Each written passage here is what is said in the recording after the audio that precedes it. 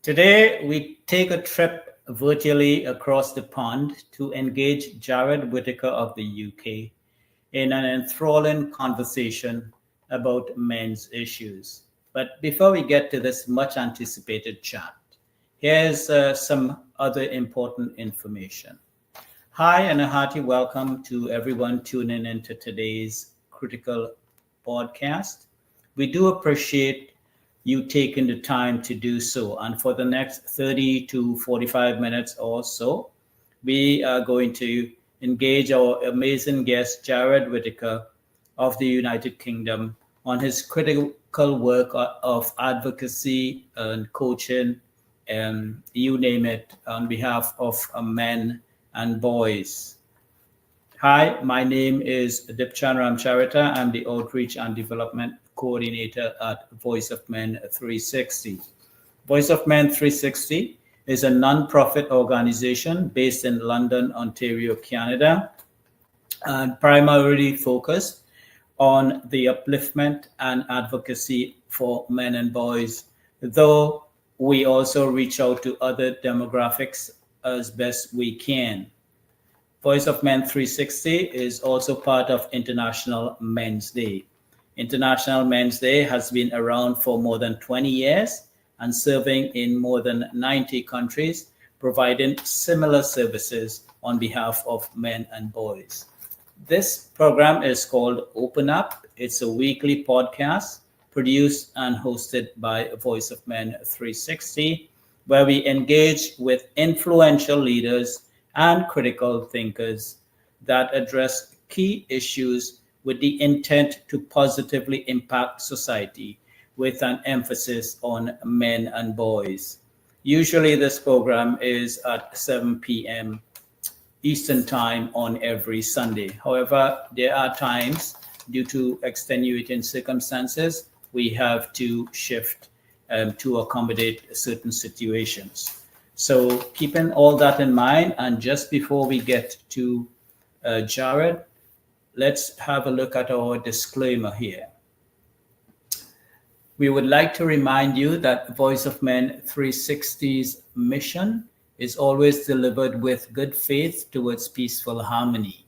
The views and opinions expressed in today's episode are those of our speakers and do not necessarily represent Voice of Men 360. Our organization engages in discussion forums to offer inspiration and create awareness of the issues of men who wish to overcome their life challenges. We are not providing medical or therapeutic advice. Should you require that type of assistance, we recommend you contact a medical professional immediately. If you have any questions or concerns about today's episode or any Voice of Men 360 content, please email us at info@voiceofmen360.org. Now, let's dive right in. And first of all, let's welcome Jared Whitaker to the show. Jared, it's a pleasure having you on. We are so thankful that you can give us this time. I know you're a very busy person. So welcome to the show. Please give us a brief introduction, and then we'll run through some questions. Yeah, thanks very much for having me. Yes, I'm Jared Whitaker. I'm an author primarily who writes books about things like domestic abuse against men, false allegations, misandry. I focus on men in particular because I was a victim of domestic abuse and false allegations. And so based on how it impacted my life, I try and write these materials for men to have more access to help and support, but also people who are trying to support men, like, mothers, sisters, brothers, fathers, who are helping the victims to have more reference material and resources to help them as well. Excellent. So, yeah, because that's an important point. It's not only the victim themselves, but their families and friends and everybody else connected to them. So, very important as well. So, the first question I have for you is, you were entrenched in the corporate world for more than 20 years, including being a CEO. Yet you consciously relinquished all of that for writing, advocacy, and other causes. What caused this dramatic shift?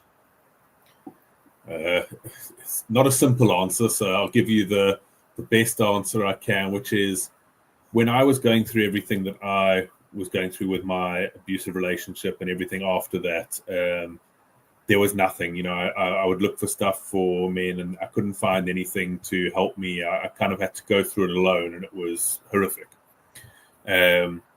And I always had this idea that, you know, I want to do right. It's something I've always wanted to do, and it's a topic that's obviously very close to my heart, this stuff.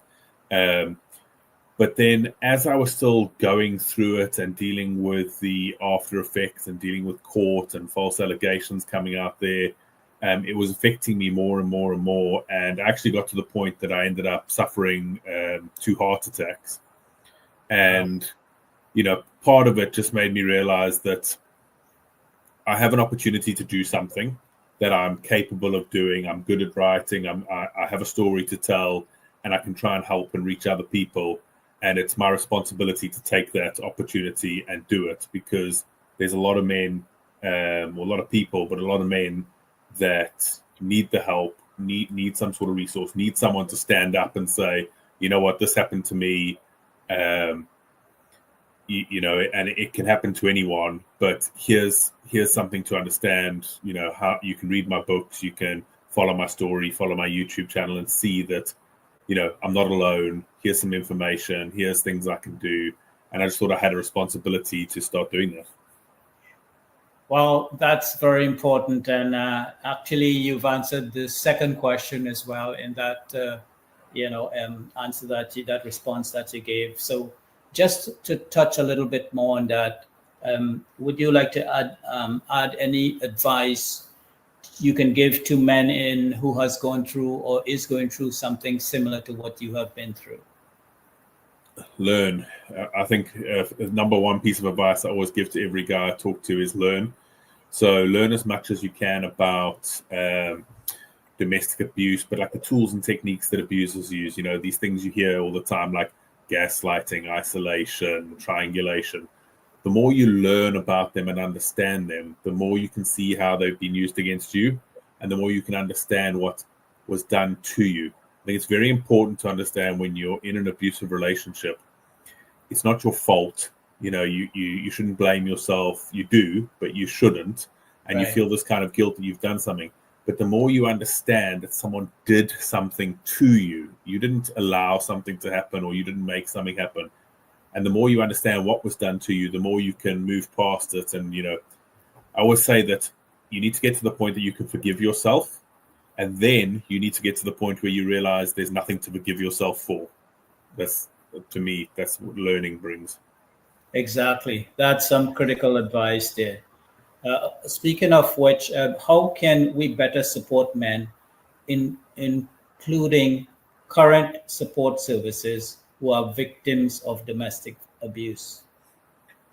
Well, I mean, I'll talk for the UK, obviously, because I know the stats here well. I mean, there are over 250 support organisations for female victims of domestic abuse in the UK, and there's only roughly 30 for men. So, first of all, there need to be a lot more support organisations or initiatives dealing with men, because men and women are different. They're different. They respond differently to things. They reach out differently. They take advice differently. So it does need to be gendered services. And I know a lot of people say, oh, you know, things shouldn't be gendered. And they shouldn't be in one way. But in another way, you know, men do need different help than women. And, you know, vice versa, women need different help than men. So there does need to be more out there. But also, I think there needs to be more specific help. There's a lot of generic kind of help where people are like, oh, let's talk about your mental health, or let's get you some counseling or something. But unless you understand domestic abuse, unless you understand what it's like for a man to be abused, because there's a whole other stigma that comes with that from society, you can't really provide the right help. So there needs to be more organizations, but also properly trained organizations that understand men. Yeah, I think it's important to stay away from the identity politics. But there, you're right. There are instances, and obviously this is one of them where you need to structure things based on gender. And I think, this is definitely one of those instances. Now we come to the very tricky and controversial subject of false allegations, something that's sometimes tremendously difficult to prove one way or the other. It's sometimes he said, she said in some cases. So, what's your perspective on the prevalence of false allegations and how can men protect themselves?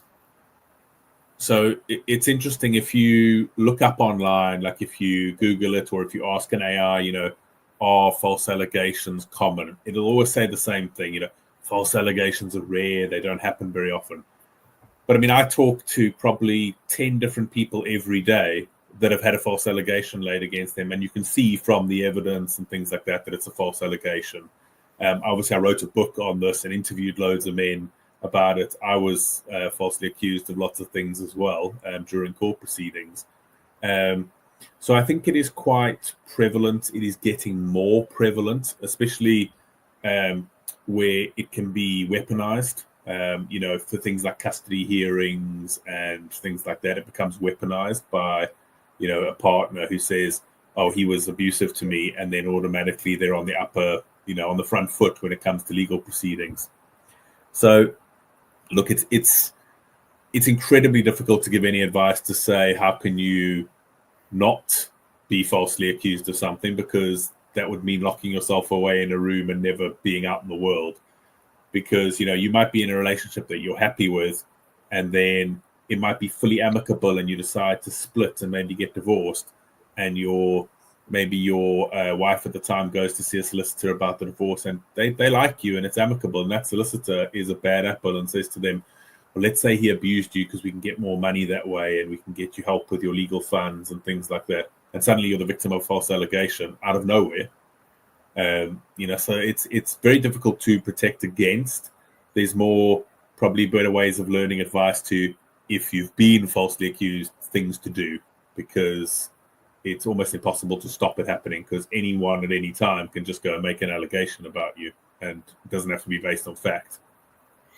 Yeah, and given the way how the landscape is, out there today, it's very much against men. Even when there is a false allegation, they're tried through social media before it even gets anywhere further than that. So, you have to prove your innocence rather than the other person proving you guilty. So that's a definite major headache for men. And if you can elaborate a little more, how do you determine if a false accusation claim is credible, and that you have come across and have you come across credible or questionable, non-credible or questionable cases? And if so, how have you handled those? Yeah, so like I said, I mean, I talk to a lot of men around the world. I have people reaching out to me on social media. I've spoken to guys in Africa, Europe, UK, US, Canada, Australia, and a lot of guys reach out to me and they say, "Oh, I'm either being abused or I'm facing a false allegation. Can I talk to you?" And I sit on a video call with them and I go through it. And 99% of the time, it's true and it's a false allegation, and they can show me all the stuff that's happened, and they give me, they'll take me through a lot of the documents and things like that, and I try to give them advice. And you can see that what's happened is they're just like completely a victim of bad lawyers, bad partners, etc. I have had one or two where it's very obvious after speaking to the person and going through their stuff with them that they are actually the one at fault, and they're not being falsely accused of anything. They did what they were accused of. Right. And I just won't have any part of it with them because I don't agree with it. I think, if you're a terrible person and you've done these terrible things, you shouldn't be trying to blame someone else for your behavior. That's what abusers do. So I won't be a part of it, and I'll tell them that, and then just walk away from it. And I'm not going to help them, not going to waste my time, their time, not going to make them feel better about themselves for being a horrible person. Yeah, well, it's critical to make that distinction because, again, actual victims should, obviously, give them the justice that they deserve. And, again, just for the falsely accused, the victims also, I'm talking about actual victims, that is, their family and everybody else are also affected by that. So it's important to make that Yeah. critical distinction. And obviously, you have documents, video especially is quite important. So that's something that we should all note. Well, I think from the hundreds of men that I've spoken to about these kind of false allegations, there's only been two that have very, very, and I'm not saying I think they were lying.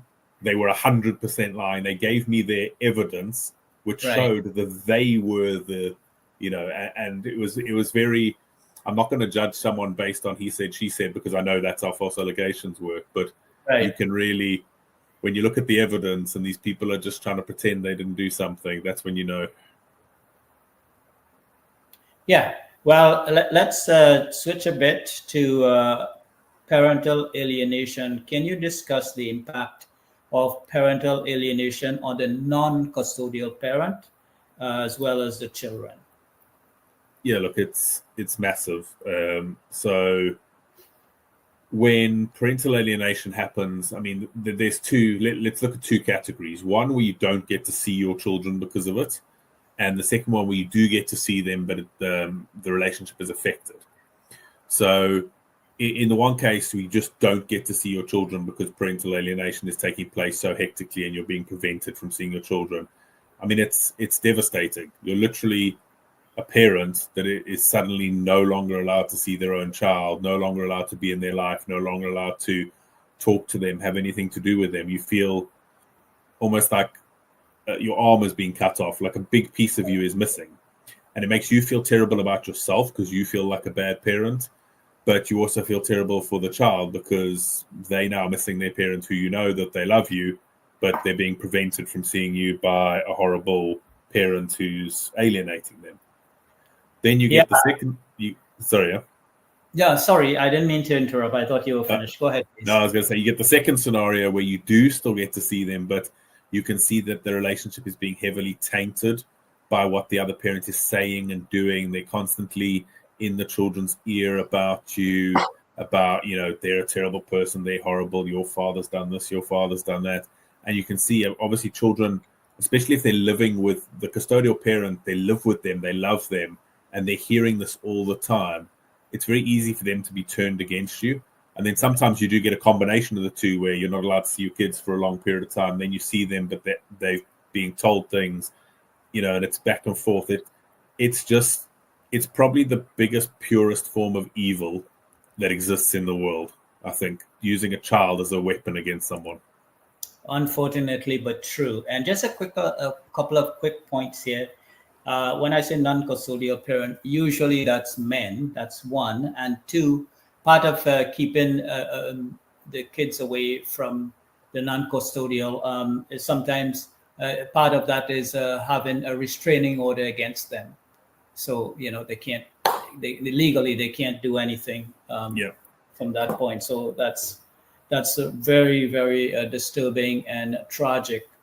But it's part of society, and I guess we all have a part to play to try. You and our organization and people like us can put our best foot forward and see what we can do to address this situation as best we can. Yep. Now, moving on to this is probably the one that creates the most backlash and vitriol, the question of paternity fraud. How best do you see paternity fraud being handled, and what support systems are needed for affected fathers and children?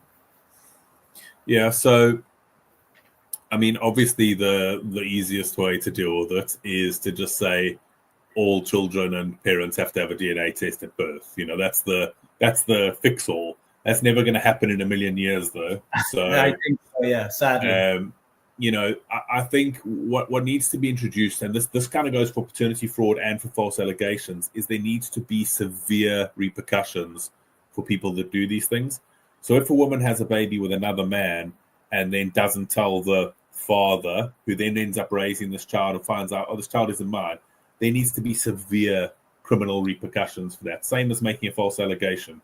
If you say, I falsely accused someone of sexual assault and it turns out you lied, you should be convicted of the same penalty that they would have got if they were convicted. So I think there just needs to be massive repercussions introduced, because I can't imagine what it must be like for a guy to think that, oh, this is my child, I love them, I'm raising them, and then 3 or 4 or 5, 20 years later they found out, oh, it's not my kid. And it is your kid because you're raising it and you love it, but it's not biologically. Yeah, it's not fair, for both the men who think that they're the biological father and also for the children. And one other thing I should quickly mention is that if there is some situation where the child needs some sort of tissue or something from the dad, DNA comes in hand there, and that's in a number of cases they realize that this person isn't the dad, and the child can suffer unnecessarily because time is going and the right person wasn't contacted for that situation. So that's another important thing. Well, also, depending on the circumstance of how that baby was conceived, it's also not fair on the guy who is the actual father, because maybe he doesn't even know that he's got a child, and Yeah, good point. How do you think societal attitudes towards men and domestic abuse can be changed? They need to be completely changed. So there's still this very antiquated stigma that men don't get abused. Men must, if there's something wrong, they must keep quiet about it. They don't complain.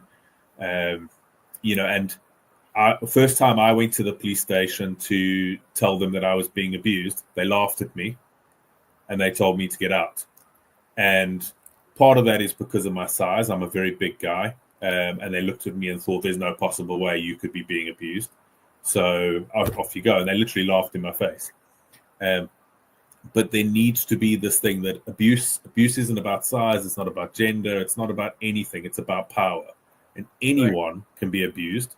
And so the complete shift with society needs to be that this is an area that this idea needs to be degendered, that abuse is abuse, right? Anyone can be abused, men, women. So if someone is being abused, they need to be treated the same way, whether it's a man or a woman. But not only do they get treated differently by the authorities, they also get treated differently by society, and they treat themselves differently because a man is much less likely to want to come forward because of all of this. I think it's only 28% of male victims of domestic abuse actually come forward and say anything. So that needs to change dramatically. Yeah, good point. And again, this is actually one of those situations, the conversation we had earlier about identity politics. This is one situation where I think gender should be taken out of the equation and look at the victim as a victim and the abuser as an abuser, and not, add in or put your hand on the scale for either party. So it's important, that we acknowledge and, execute those important things. Now, I was looking at some of your videos. They're very informative and very helpful for those for men out there, especially. Please take a look. He's going to give us. Jared is going to give us some contact information later on with his YouTube and whatnot. So hold on for that. Now, one of those videos, there was a quote that struck me, and I think it's critical for people out there to really bring this more to the forefront and engage in that respect. So I'm going to quote you now, and the quote is, rather than trying to blame an entire gender for what people do, blame the people that do it. So could you elaborate a bit more on that? Yeah, so I think when it comes to men, it's kind of open season for people to say a man does something wrong. And let's say a man murders someone, and then they go, oh, men are disgusting, men are toxic, men are horrible. And that's allowed and it's okay. Yeah. And a very simple trick I do with people, and it's quite political, so bear with me, is I say to them, change the word man for like a race or religion, right? So say a black man murdered someone. You can't go, a black person murdered someone, therefore all black people are terrible. You can't do that. That's ridiculous. And you understand that that's a ridiculous statement. So why is it okay when you use men? If a man does something wrong, he is wrong. It's not all men. If a woman does something wrong, she did something wrong. It's nothing to do with the entire gender. It's a minority of men doing these things, same as it's a minority of women, etc. So you can't blame an entire race, religion, gender for what some people do. And as humanity, we understand that it's wrong to do that when it comes to race and religion, but for some reason we don't understand that when it comes to gender, and it's okay to say all men are toxic or all men are terrible. So blame the person doing it, not the bucket that you can fit them into. Exactly. And recidivism has a big part to play in it. What happens, you find the same men as repeat offenders in a lot of cases. And so the majority of men are good, decent people. Obviously, we all have our flaws. But in terms of committing crimes, especially violent crimes, you would find that there is a more or less the same group of people that keeps repeating the crime. So that's something to keep in mind. Yeah. Now, moving on to a question of equality, how do you think we can promote equality for men and women in the context of domestic abuse and family law? So I think what we discussed just now, where we said about degendering the coming forward for abuse, will promote a lot of equality on that side for men getting the same, not support, but same noticed or same belief as women do. Right. Because I think there's support for women that are abused, not enough. And I'll say that I know that there's not enough support for abused women. They need Right. more. They need better support. They need better help as well. But so do men. And I think this is where a lot of people get angry, and I get attacked a lot online and on social media, where people are saying, "Oh, you're taking away from women." No, I'm not. I think abusive men are terrible people, and abused women need help and they need support, but so do abused men. I'm not saying take away from them to give to men. I'm saying give them more and give men more, so that they're all getting support and all getting help. And I think we need to stop fighting with each other. There's so many organizations, particularly female support organizations, that attack men as their way of, marketing or advertising or offering support. And again, they need to stop doing that and attack abusers. And we, as men and women, and everyone in the world, needs to attack abuse, because it's abuse that we want to stop, not men. We don't want men to stop. We don't want women to stop. We want abuse to stop. Yeah, that's something that should definitely be paid more attention to, because, again, in this situation, it should be a gender neutral thing. And when you support men, we run into the same problems here. I find, like, personally, when I ask people to get involved on behalf of men, they say, well, what about women? Now, the situation here, it's not a zero sum game. By uplifting one, we're not trying to bring down the other, or we would look for situations where that is not the case to try and help men and boys, because again, there's this perception out there that once you try to uplift men, you're trying to bring women down, and that is definitely not what we're about. So that's something to keep in mind. Now, with our organization, we're always out there looking for help, looking to see how we can better ourselves. Again, we primarily for men and boys, but we also reach out to other demographics. So we're always trying to improve ourselves. On that note, how do you believe your expertise and personal experience can support and enhance the work of organizations like ours?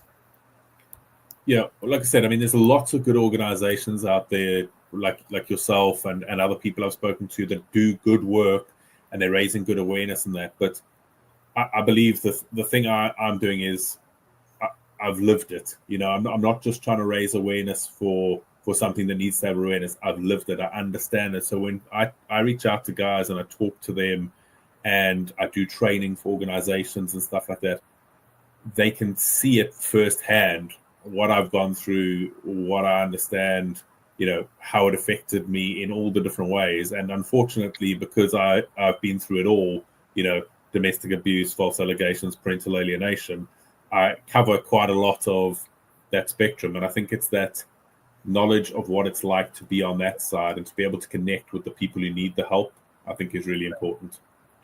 Yeah, I agree 100%. Let's move on to the work that you do. What kind of response have you received from the public, particularly men, and also the media for the work that you do? So, look, every guy who reads my books and leaves reviews and or reaches out to me, it's really positive. I don't want to sound arrogant, but they reach out and they say, like, it's great. We love it. It really helped us. I've had guys reaching out to me saying, you've saved my life. Like, if it wasn't for you, I would have killed myself. Right. So that's really positive. I've had very, very good feedback from women as well. Mothers whose children have been falsely accused or sons have been abused, reaching out saying, thank you so much. Look, I've also had terribly negative feedback from, militant feminist groups who are claiming that I'm trying to take away from women and stuff like that, which I'm not at all. But, in the majority, great. When it comes to media, I've had some good media attention. I've done some radio interviews, some TV interviews about it, and it's positive. But it's just not a topic that's prevalent in the mainstream media. Domestic abuse against women is a very, very prevalent topic. And if I was writing books about domestic abuse against women, I'd probably be, on all these fancy TV shows and things like that, because it's a sexy topic to talk about, if that makes sense. But because I'm talking about men, it's not enough, and that's what needs to change. We need to get the stuff into the mainstream media where they're looking at it going, this is really important. I mean, a good example in the UK is, they talk about domestic abuse against women on talk shows and TV shows all the time. And then maybe once a year, they'll have an episode where they talk about domestic abuse against men for a little bit of the episode. And that's a big thing because they're speaking about it for 10 minutes at the end of an episode. It shouldn't be that way. It should be, again, we're talking about men and women being abused as one. Yeah, that's something, again, that we should all take stock of. It's very important that we see this from a neutral perspective, And I don't know if there was a woman, I believe she might be living in the United States now, but initially she started the first women's shelter in England. Her name is Erin Pitsey. Yeah, And I talked to Erin. Oh, you did? Yeah. So basically, her background is when she supported and went all out for women, and rightly so. If women have been abused, they should get all the help that they needed. She realized in that context there were a number of cases where the women were the perpetrators, and when she raised that issue, she was no longer a darling of the media or anywhere. She literally was run out of the UK. I think I'm not sure. I think they killed her dog as well. So, and the authorities had to go through her mail to make sure there are no explosives or anything in packages. So, when you're on one side of the equation, you have all the support, all the chairs, and all everything is, people support you to no end. But if you raise a just case on the opposite side, again, you'll be tarred and feathered. So that's something, unfortunately, that we have to deal with. Yeah. Now you're an author of 6 books, which is tremendous, and you obviously have had very good feedback from different sources. So that's excellent. Can you give us a brief overview of your 3 most important books? Yep. So I'd say my 3, best and most important, if I was to pick 3. My first book, which is called Why Didn't You Just Leave Them and Other Ignorant Things People Say About Abusive Relationships, is, I think, very important. It's about domestic abuse, and it's about domestic abuse in general, but also focusing on men. And it's also got my story in it about what I've been through. And I think why that's really important is I talk about all the things like gaslighting, isolation, triangulation, how abusers actually abuse you and control you, about all the different types of abuse, like emotional, physical, financial. But I also explain not just what it is, but how it affects you, how it makes you feel, what it does to you mentally, what it does to you emotionally. And then I give a real story, which is my story of what's happened. And I think it's that's probably my best book in terms of the feedback, the reviews, how well people like it. That was a bestseller. And I think that's really, if you're looking for something for domestic abuse and domestic abuse against men, that's the book. Right. To understand it. My second book, or not my second book, but the second one I'll give is, it's called Nothing But the Truth, The False Allegation Crisis Crippling Men Today. And that's all about false allegations. And what the book is a discussion about it, what they are, how they affect people. But then I've actually interviewed a bunch of male victims of false allegations, and not just male victims, female victims in terms of like a mother of a son who was falsely accused. And again, it's their story of what happened, but the impact it had on them, how they were treated by authorities. And it's global. It's not just UK victims. And I also interviewed legal experts to talk about how this kind of stuff plays out in court, what they see in the legal system. So it's a very good cover of kind of all the things to do with false allegations. And then the third one I'll pick is actually, it's the only fiction book I've written.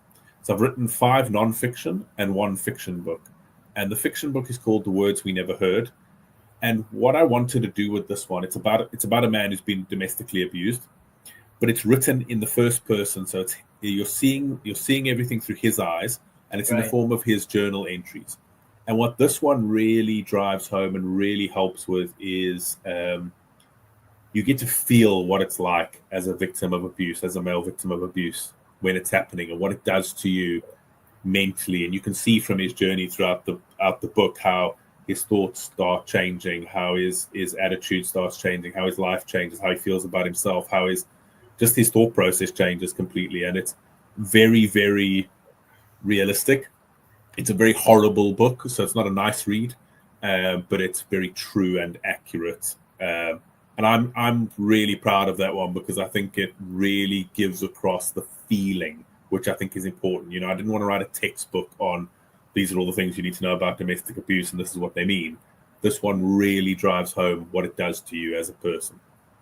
Yeah, I think that would make for good reading for sure, because again, looking through the first person's eyes, it puts you directly in the spotlight and in the thick of things, so you can get a better feel for what it's like to be in those particular situations. Now, this next question I consider to be really, really important, and the reason is what's done is done in history regarding domestic violence, false allegations, and whatnot. We can learn from it, but the more important thing is to be proactive and see how best we can address the situation that benefits everybody. This is not, when it comes to the end result, it should benefit everybody. So here goes. Considering your extensive research on domestic violence and the family court system, how do you think your findings could be integrated into academic curricula globally? And consequently, what potential impact could this have on both domestic violence and the family courts? Yeah, I think, the problem with schools nowadays, if you look at schools in particular, is that they teach useful things, so it's obviously useful to learn about maths, geography, science. But one big thing lacking in most schools is life skills. Yes. Right? So, even simple things like teaching kids about finances, like how to manage a household, how to not get into debt, how to afford to buy your own house, things like that. That's missing. And stuff like this around domestic abuse and teaching older children, I'm not talking about junior school children, I'm talking about 16, 17, 18-year-olds before they leave school, about these things exist in the world. This is what you need to look out for. And they are becoming more and more prevalent. And the problem with, social media, it makes everything seem glamorous, and you watch movies and every relationship's marvelous, and they need to be taught that these things exist, how they can look out for it, and if it happens to you, because you can't always see it up front, but if it happens, what can you do? How can you react?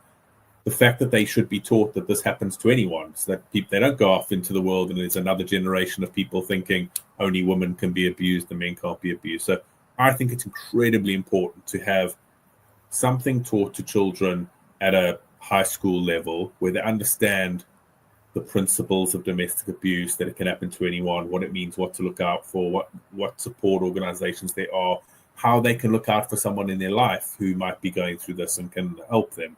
It is a very, very important life skill that we as humans who should be looking out for each other should have. And I think it's critical. And again, it comes back to this politicalization of things where, it doesn't, in the UK at the moment, we've got this whole thing where the government's trying to push that new show on Netflix, Adolescence, into high schools. Right. But all that does is show that men are terrible and boys are terrible and men are toxic. There's no actual learning from that. It's this one-sided political view as opposed to a decent human view of teaching people the reality of the world. Yeah, and if you do that, you obviously would be shifting the landscape to a more fair and balanced one. Yep. And that's one. And secondly, the actual people that are directly involved on either side of the equation would be more informed and can make better decisions going forward. So I think it's critical if these findings can be, integrated into the curricula of schools. And yep. Because, if you start from that time onwards, you sort of nipping it in the bud kind of thing. And, it gives everyone a better perspective and a better chance of a better future overall. Once yep. we get these things, ingrained into the curricula. So that's at the very least, schools should have someone come out and give a talk on this at least right. once a year to pupils. That's at the very least. But it should be a bigger part. Life should be a bigger part of what we teach our children. Whether yes. it's finances or abuse or whatever, but we should be teaching them that. Yeah, definitely. Soft skills and things like this, financial literacy, even things like CPR, and things like that, I think are critical when you're at that age, especially. So that's something that we can all, look at and try to, for our own selves, be an advocate. Again, it will better society in the long run. So we're pretty much to the end of the show, and I have a couple of the questions. What overall message do you hope to convey through your work and advocacy? I think the number one message I hope to convey is that abuse is not gendered. Abuse can happen to anyone. It's not about size, gender, race, anything. It's about control and power. And I think my second biggest message that I try to get across to men is it's hard and it's not nice and it's hard to get out of an abusive relationship and it's hard afterwards, but there is light at the end of the tunnel. It's a long road to get there, but you can get there and you deserve it for yourself to get there because there is life after abuse. And when you're in it, you don't think there is. And straight afterwards, you don't think there is, but there really is another life for you afterwards. Yeah, but those are very important things to pay attention to. So for some reason, it seems I'm having a problem with my connection. So I'll try to see how best I can finish off before I get taken out. No problem. Before we get to the last question, just some general contact information about our group. We invite each and every one of the public out there. We encourage you to get involved with us in whatever way you can. We have a number of social media platforms such as Instagram, LinkedIn, Twitter, YouTube, and TikTok. We also have a Facebook page. We have a Facebook group, so you can go in there and check our daily activities and invite your friends as well. Please visit our channel on YouTube. Our phone number is 226-289-8784. Email is info@voiceofmen360.org. And the website is www.voiceofmen360.org. So my final question to you, Jared, is do you have any contact information you'd like to share with the audience? Yeah, and I think I'll keep it simple. I have a website which is literally jaredwhitaker.com. And on there is everything, a link to all my books, my YouTube channel, all my social medias, workshops I host, coaching services I provide, blogs. Everything can be found through my website. So yeah, just jaredwhitaker.com, and everything is there. Excellent. So we want to thank you so very much for spending this time with us, sharing this valuable information that I'm sure each and everyone can benefit from. We really, really appreciate the time. There's your 6 books on display on the screen, and people should try to see if they can get a hold of some of them at least. And I'm sure they make for good reading. So again, thank you so much, Jared, for this time. We really appreciate it. And to the public out there, the listening audience, we thank you as well, for taking the time to spend with us today. Thank you all so much. And the guy behind the scenes, behind the controls, you're not seeing him, Sivam, or President, for all his hard work. Thank you, Sivam. So from all of us here at Voice of Men 360, have a good morning, good afternoon, good night, wherever you may be.